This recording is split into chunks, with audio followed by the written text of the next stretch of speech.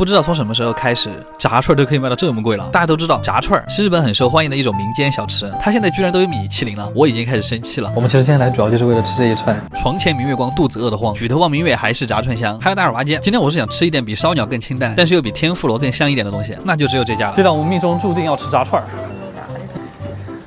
初めてです。でも以前は麻布一期いたことあります。これはコラボですか？ここも美味しいです。美味しかった。这一盘就是我们今天会吃到的食材。废话不多说，我们开始吧。先是一杯解腻用的生菜叶子，看到没？这就是米其林的精髓，装就完了。然后是泡菜，我们直接跳过吧。第一串是秋葵虾肉脆饼，我觉得它这个造型其实一点都不像炸串，饼皮很薄，中间裹了虾仁跟秋葵。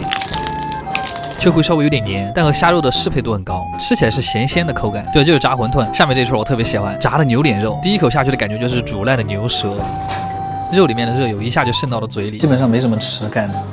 然后这一串是极品香菇包猪肉，这个串一口下去，上巴和下巴的口感完全不一样，挤一点臭橙会更香。咬开那层薄薄的外壳之后，就是那个油香多汁的肉馅儿，再是柔软的香菇肉，香菇的汁水和肉汁融为了一体。炸串吃的是真的香，但也是真的油。一是龙虾，虾头和虾胗是分开炸的，这跟天妇罗有什么区别？它这个虾头吃起来就像刚出炉的薄薄的薯片，虾身就炸得很嫩，再加上那个薄薄的面包糠，酥脆弹三种口感集为一体。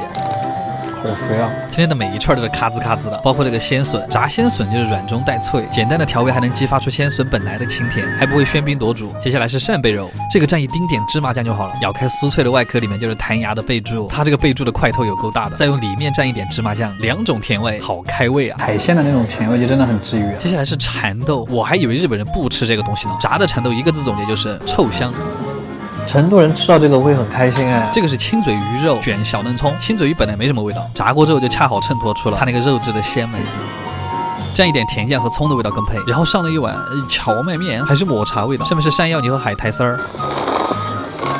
这个是芝士裹的小番茄炸的，培根的熏味还挺配芝士的奶香。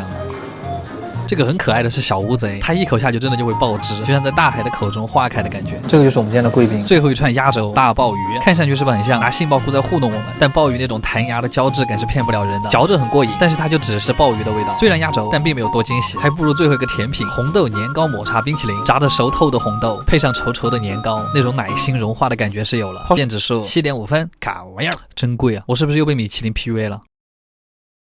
突然发现自己好像很久没有吃过早饭了，主要是因为没动力。